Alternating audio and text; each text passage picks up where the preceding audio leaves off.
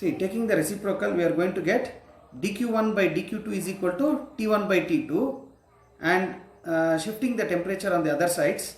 So dq1 by T1 is equal to dq2 by T2. Now, what are the sign conventions? If you observe, dq1 is the heat absorbed. It is absorbed and it is positive. Whereas dq2 is the heat rejected, isothermal heat rejection in the cycle, heat rejected, hence it is treated negative. We all know heat when entering is positive, heat rejected from the system is negative. So if you apply the sign convention, we are going to get dq1 by T1, which is nothing but positive, equal to minus dq2 by T2. So on further simplification, dq1 by T1 plus dq2 by T2 is equal to 0. So take this as equation number 1. Similarly, considering one more Carnot cycle, EFGH. So considering the elementary Carnot cycle,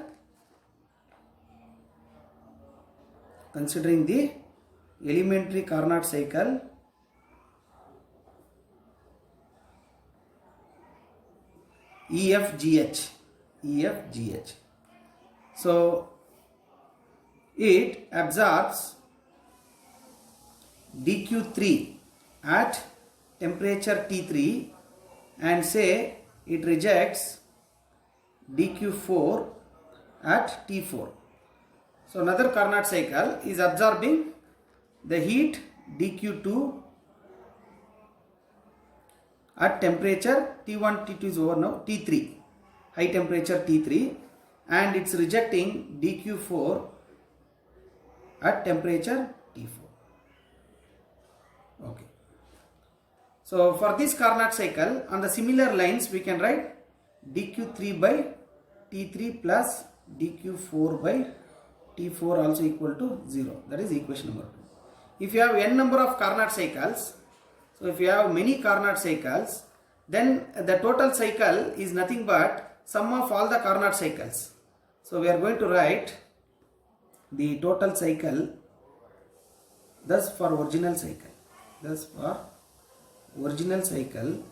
So we can always write is equal to dq1 by T1 plus dq2 by T2 plus, you just keep on adding these terms, dq3 by T3 for the second cycle.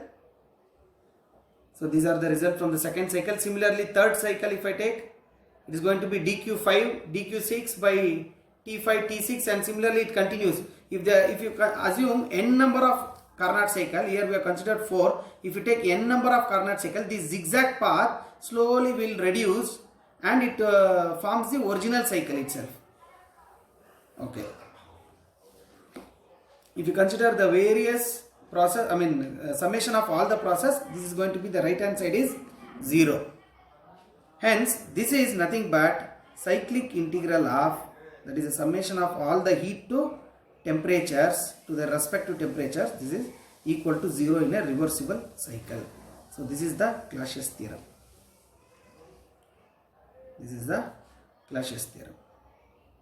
See, immediately we understand that this dq by t in a cyclic process is equal to 0. We know that in a cyclic process, but if I ask you what is the change in temperature, that means in what is the cyclic process, so initial temperature was, suppose at T1, it has gone to final temperature T2 and again comes back to initial point, right? That is a cyclic process. If I ask you at initial point itself what is the change in temperature, this is going to be 0. Similarly, if I ask you change in volume in a cycle is equal to 0. Similarly, this term also is in a cyclic process equal to 0. That means this process is also similar to pressure, temperature. So it is named as entropy, this property.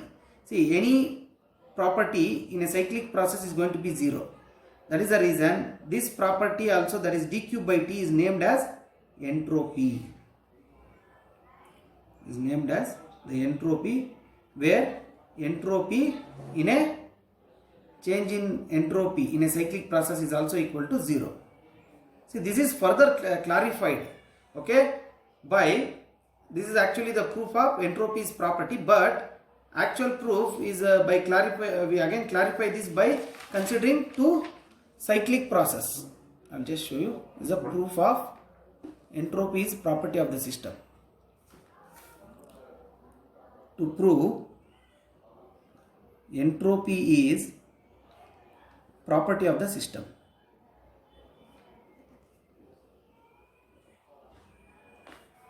So how we are going to prove that entropy is the property of the system? See, consider two reversible cycles. Consider two reversible cycles in the PV diagram as shown in the figure.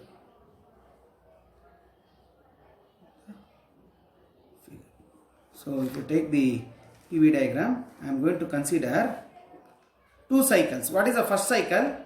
The first one is, I am going to take 1 to 2 through path A. Let this process proceed 1 to 2 in a reversible path A, and just come back 2 to 1 in a path C.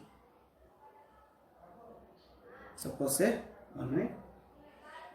Okay, let it come in a path B, because in notes this is the thing. So similarly, you take another path, another cycle. So this is one cycle, 1A 2B1. 1A 2B1 is one reversible cycle.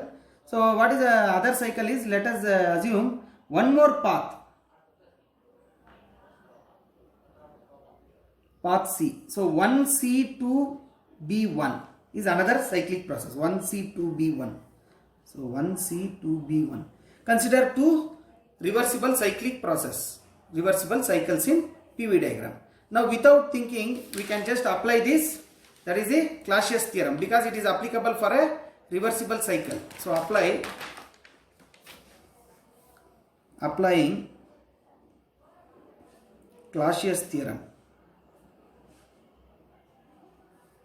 Okay, let us apply for the first reversible cycle, 1A 2B1. So cyclic integral of dq by t equal to 0 for the cycle is 1A 2B1. Now splitting the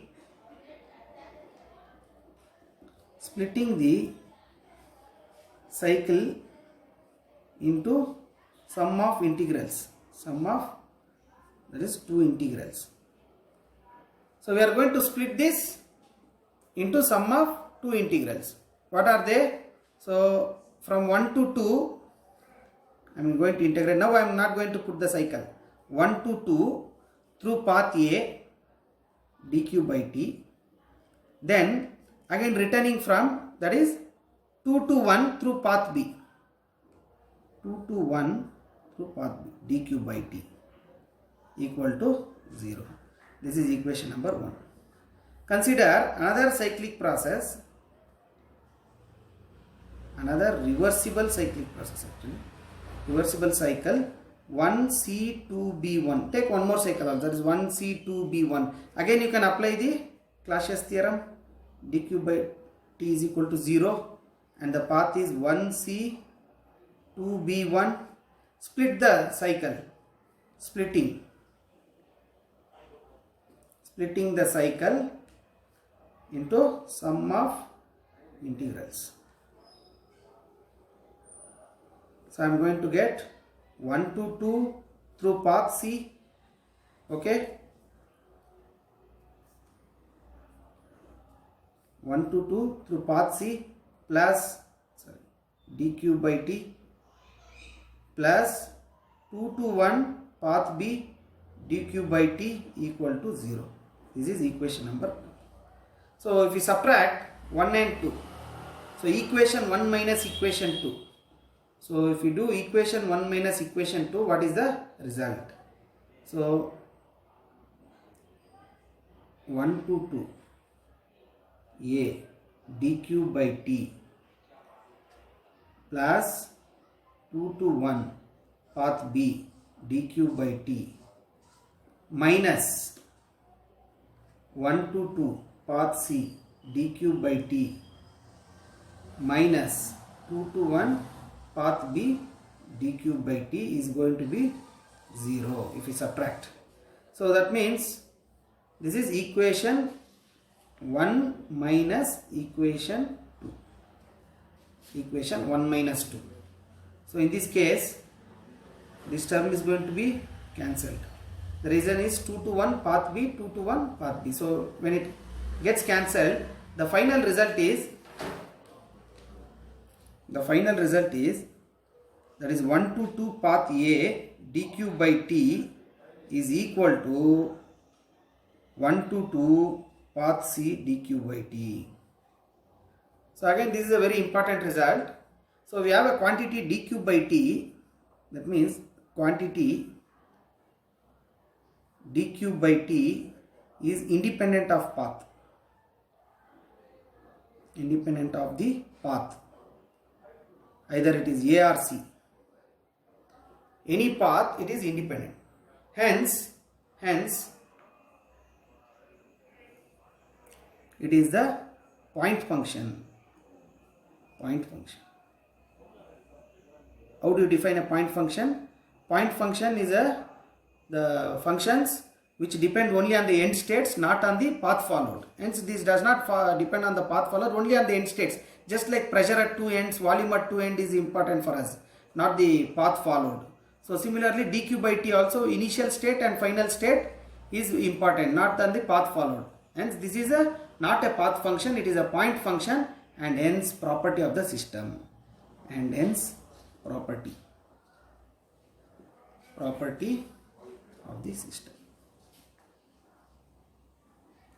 This dq by t is named nothing but the entropy change, ds.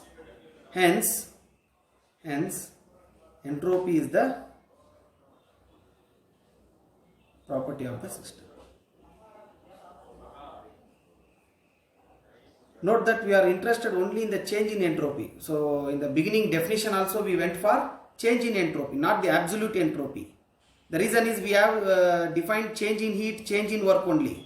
So not work at a single point. Hence the entropy also is defined as a change. Okay. So this is the proof of entropy is property of the system.